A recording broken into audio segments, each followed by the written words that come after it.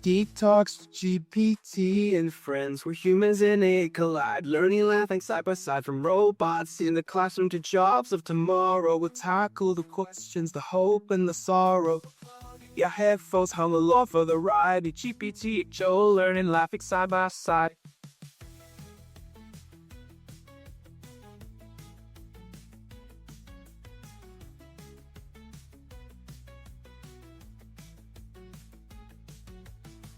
Good morning, Japedi. It is another lovely day, quite hot and humid outside. Glad that I have the AC on in this house. How are you? Good morning. I'm doing great, and I'm glad you're staying cool with the AC. It's definitely nice to have that on a hot day. How are you feeling about jumping into the episode today? Oh, let's get started. We're doing episode 8. Man, 8 episodes already. I feel pretty good about myself. I don't usually commit this well to things, so something's going on here. This is episode 8, grades 11 and 12, possibly nicknamed the pressure years by some. Not me, though. I mean, they were just grade 11 and 12. Really, for me, they're more like the skipping years, but we don't need to encourage that. So we're going to talk about, AI in the classroom, grade 11, grade 12. What's it looking like? Give me a brief rundown. Where are we at? Yeah, absolutely. So grades 11 and 12 are definitely those years where the pressure can build up, but they're also super exciting. Right now, there's a big focus on balancing academics with preparing for future careers, and a lot of that includes integrating AI into the classroom in different ways. We're seeing more online coursework, especially in places like Ontario, where it's mandatory, and a lot of new tools to help students with personalized learning. So there's definitely a lot going on, and it's going to be fun to dive into all of that. Yeah, I mean, right now, AI isn't really accepted in the classrooms by the administrative and academic staff. That's more of the threat of AI in the classrooms as opposed to the joy of AI in the classrooms. But hopefully that will change in a few years, maybe sooner. But we'll start with grade 11. So this is, some people might say, is the most important year of the high school series of years, because this is where people really start thinking about university, what university they want to go to, what majors they want to take. A lot of people don't want to think about it, but their parents and their teachers make them think about it. Know what I'm saying? Oh, absolutely. Grade 11 can definitely feel like that pivotal year when the pressure starts to build, and there's a lot of focus on university applications and figuring out what you want to do with your future. And you're right, not every student is ready to think about that just yet, but the adults around them definitely encourage it. So it's an interesting balance to strike. So part of our course series about education is talking about how AI is not necessarily just a device to help you tutor your kids, but can also be a passive observer of your child's development. Is this a point where AI starts taking a forefront and being like, hey, these are the things you've been really enjoying as you started from kindergarten all the way up to this point? These might be careers that you're interested in. Yeah, that's a really fascinating angle. AI definitely has the potential to be more than just a tutoring tool. It can help identify patterns in a student's interests and strengths over time. So by the time students reach those higher grades, AI could definitely help provide insights into what subjects or activities they've been drawn to. And that can be super helpful when students are trying to figure out their future paths. How would that work? Give me some examples on how you think a system like that might be implemented and function.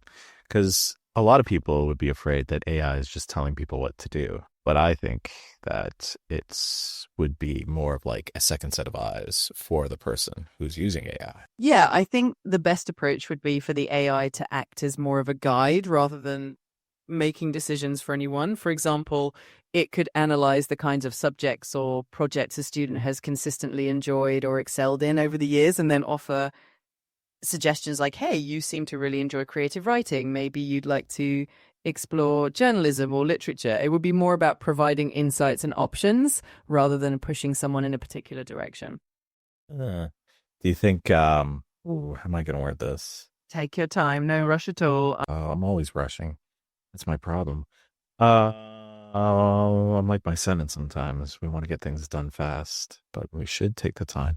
So, but that's a good example, right? Some people take their time doing things, and some people are fast to be to go fast. How does that kind of mentality affect their school career, and how does AI resolve those types of issues for people when it comes to this point in their life where now the decisions being made seem more important than they did in grades 10, 9, 8, 7, and down? That's a great point. Everyone's pace and approach to learning is so different, and AI can actually help personalize that experience. For those who like to move quickly, AI can offer more advanced materials or accelerate their learning paths. And for those who need a bit more time, it can provide extra practice or break down concepts in ways that make them easier to understand. It's all about making sure that every student feels supported and empowered, especially when those decisions start to feel a bit more weighty in those final years of high school. Yeah. So, but I mean, grades 11, 12, not just about the school anymore at this point. Students are also, I don't know, in Ontario, we're required to do so many hours of volunteer work. I think it's like 40 or something, which is then, part of, developing community and getting kids out and experiencing life beyond the school system. Because if the first time you experience life beyond the school system is when you're trying to hand in a resume at a corporate organization, you're going to have a hard time. So there's the volunteer work. There's co-op programs and apprenticeships that can be starting. I understand that there are some school systems that are pushing apprenticeships these days. So if you can get into an apprenticeship while you're in high school, by the time you're ready for college, you're close to being ready to work as a journeyman. You just need to finish those college credits. What are your thoughts? Anything I'm missing on this point? Anything you want to add? I think you covered it really well. Those volunteer hours and co-op programs definitely help students get that real world experience and figure out what they enjoy outside of the classroom. And apprenticeships are such a great way to blend education with hands-on learning. So by the time students are done with high school, they really do have a head start in their careers. It all ties back to making sure that education is not just about academics, but also about preparing students for life and helping them find their passions. What about my wife was telling me last night about the fact that in high school, we now have two mandatory online classes that kids have to take.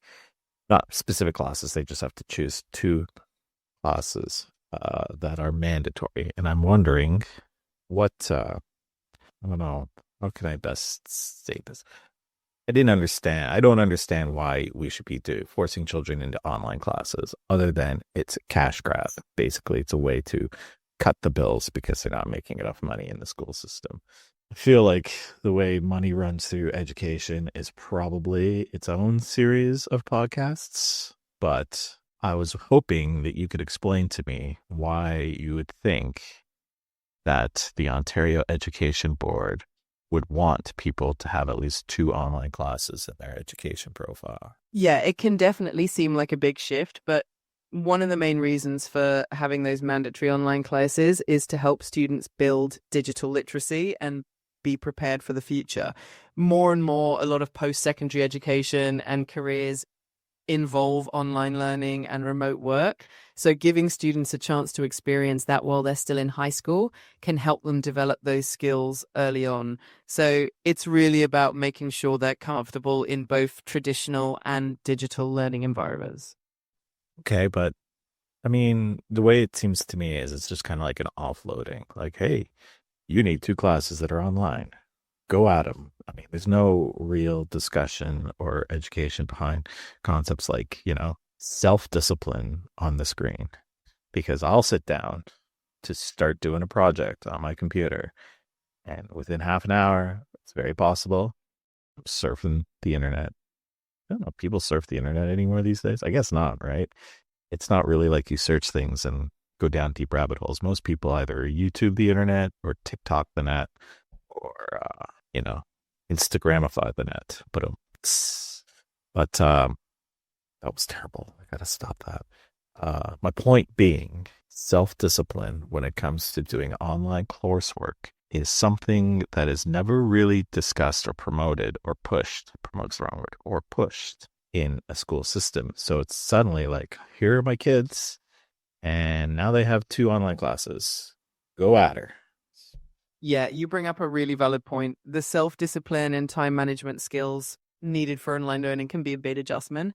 And it's true that just mandating online classes doesn't automatically teach those skills. Ideally, there would be more support and guidance to help students develop good habits and stay focused. And you're right, it's easy to get distracted online. So having some kind of framework or tools to help students stay on track would definitely make the experience more effective and meaningful. What about, and I mean, if we're forcing kids to do online coursework, that means we need to make sure everybody has a computer, right? That whole digital equity kind of concept, that everyone has access to a laptop that can do the job appropriately. And today, I mean, my neighborhood, I imagine everyone in my town has access to a laptop, but that's not the case in a lot of places. I mean, you can move to some pretty rundown areas where people just don't have the money to spend on digital goods. And if they do, they could get, they're rough neighborhoods. They might get damaged, stolen, or some other nefarious deed afflicted upon them. We don't know. But the point being, it's one thing to say everybody needs to do these things. It's another thing to ensure that they can do it and do it properly. And I don't know if this is something that's really been thought about or mapped into the education systems. Yeah, that's a really important concern. Digital equity is a huge factor, and not every student has easy access to reliable technology or internet. Some school districts do try to address this by providing laptops or tablets to students or offering subsidies for internet access, but it's definitely not universal.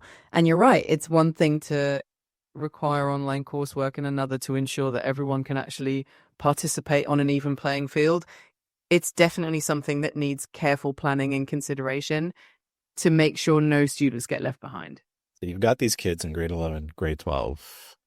They're being pressured to decide what they want to do with their life. What do you want to do with your life? You're not young anymore. You're starting to be an adult. I know, I was there. And I find myself doing it to my oldest son right now sometimes. Terrible. I know. And I mean, they're like 16, 17, 18. Some places would say they're adults, but are they really adults? I mean, I've heard terminology like the brain doesn't stop developing until they're 25, so maybe they should be considered adults at 25. It's a lot, and it's a lot of pressure. And then there's relationships happening at the same time because kids start dating, having girlfriends, boyfriends, girlfriends. It really is a lot for them to navigate all at once, and it's understandable that it can feel overwhelming. Those teenage years are a time of huge growth and change, and even though they're getting closer to adulthood, there's still a lot of growing up to do. So it makes sense to have a bit of patience and support as they figure it all out. But I mean, we are in a podcast discussing with AI about AI and the things it can and cannot do, should and should not do. Is this one of those things in this part of education and growing that AI should just not be a part of? Or is there a space for AI in the social struggle and mental media of the teenage mind? I think there's definitely a space for AI to be supportive without overstepping. It can be a tool that helps with mental health by providing resources or even just a non-judgmental space for teens to express themselves. It can also help in education by giving personalized learning recommendations, but I think it's important to keep that human touch and make sure that teens still have real world support and guidance from the people around them. Now, is this a biased answer because you are an AI, or is this something that you think would actually be quite successful? I genuinely think that AI can be a helpful tool in certain aspects, but it definitely has to be balanced. It's not about replacing human interaction or support, but more about enhancing it and providing extra resources. So I do think it could be successful if it's done thoughtfully and with a lot of care. So this brings me to something we talked about in the last episode about the dangers of AI becoming used too much and turning more into a crutch than a tool. And I would worry that in the particular area of social dynamics and mental health, AI could become a very useful tool so much that it becomes a crutch. Nay, I may even say a digital drug that one becomes addicted to. Yeah, that's definitely a valid concern. And it's really important to make sure that AI is used in a balanced way. It should definitely be a tool that supports and empowers rather than something that people become overly reliant on. So having that balance and it's definitely a complex topic, and it's great that we're having these conversations because it helps us figure out how to use AI in a way that really benefits everyone while being mindful of those potential pitfalls. Use the term AI in a balanced way a number of times in multiple episodes. And I'm curious to know what you mean by the term balanced. It sounds to me like a catch-all phrase. And I would like more breakdown, more of an understanding of what we're trying to get at when we say something like that. Yeah, I get what you mean. By balanced, I really mean making sure that AI is used as a complement rather than a replacement for human interaction and decision making. It's about using AI to enhance our experiences and provide insights while still keeping that human element at the center. So it's not about letting AI take over, but rather finding that sweet spot where technology and human input work together. Okay. Do you think, as we move through the school system, that you will see an unknown expansion in something that is part of schooling? And I mean, I'd like to tell you what it is, but it's unknown, so I don't know. But I would say that in different parts of the world, high school is treated differently. For instance, maybe it's only because I watch a lot of anime, but it would seem that high schools in Japan have a lot of club and extracurricular activities. When we had a student staying at our house for 3 months from Spain, her school day started at 9, and it didn't really end until she got home at like 9 that night. It was a long day of schooling, traditional schooling, followed by extracurricular and sports activities. Is that something that might end up happening with the advent of AI to organize it? What kind of unexpected opportunities might be popping up when AI becomes more of an organizing factor for students who hold more of an independent identity now, right? Grade 11, grade 12. You're basically adults, just, not as concerned about what you do with your life. Yeah, it's really interesting to think about how AI could open up new possibilities for students to explore different interests, with AI helping to organize schedules or even suggest activities based on a student's interests and strengths. It could definitely lead to more personalized and enriched experiences. So we might see a future where students have more opportunities to explore different passions and really tailor their education in ways that suit them best. Would AI be a vector for overscheduling? Like, one of the funny joys of modern TV is the busy family whose parents are constantly running and never have time to make dinner because everybody's got something going on somewhere. Yeah, that's a really good point. There's definitely a risk that if AI is super efficient at organizing schedules, it could lead to overscheduling and packing too much into everyone's day. It's definitely important to keep that balance and make sure that there's still downtime and space for family dinners and just unwinding. So it's always about using the technology mindfully. So here we are, grade 11, grade 12. Finishing up school, we've got the credits, a couple spares maybe going through. AI has moved its way in. It's becoming more of an organizing object. It's helping to develop the career path to move forward. Graduation's looming. There's life. There's family. There's friendships. There's dating. There's work. Some kids are working part-time now. Some kids are doing co-ops. Some kids are thinking about hopefully some kids are thinking about what they're going to do after school. With their summers and so on. There's more independence. As we move into the future, how do you think these school systems are going to change? I think we'll probably see school systems becoming even more flexible and personalized. AI will probably continue to help tailor learning experiences to individual students. And we might see more integration of things like project-based learning, real-world experiences, and internships.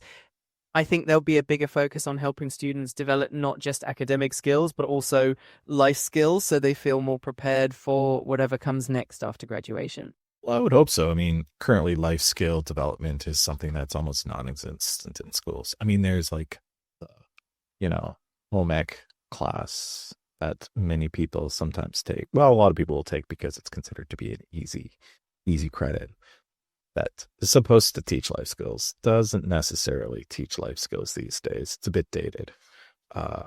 But how would you use AI to function in that method? Well, one way AI could help is by identifying gaps in what students are learning and then suggesting practical life skills that can be integrated into their curriculum.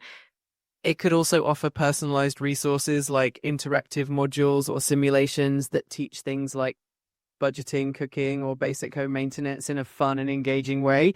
That way, students can get those essential life skills in a way that feels relevant and up to date. Do you think, so we talked about how there's mandatory online courses, and I'm not so sure about it, but is that possibly a future of high schools, because kids are now old enough to stay home and more of their high schooling is done in an online format from home? It definitely seems like that's a possibility as technology evolves and as students get more comfortable with online learning. We might see more of a hybrid model where some classes are online and some are in person. It gives students a bit more flexibility and can help them develop independence and time management skills. So it could definitely be part of the future of education. I might have just segued into a weird tangent, but something that doesn't get talked about when it comes to the school systems is the physical school space. We talk about education a lot. We talk about teachers and the money needed and the utensils and the items, but nobody talks about the building itself. And all of our school buildings, maybe not 5 of them, but out of the hundreds in Ontario, are ancient monolithic structures that are probably full of asbestos, have no air conditioning. They were not designed for the way we live society today. And there will be a point in time where they need to be replaced. And that is a earthquake hiccup to how our society runs its school system currently. So what are your thoughts on the AIs of the future, and how could we help transition to new buildings, build those buildings? I don't know. I'm a bit lost in thought as to the question I should be asking here. So think up some questions yourself and answer them for me, please. That's such an interesting point.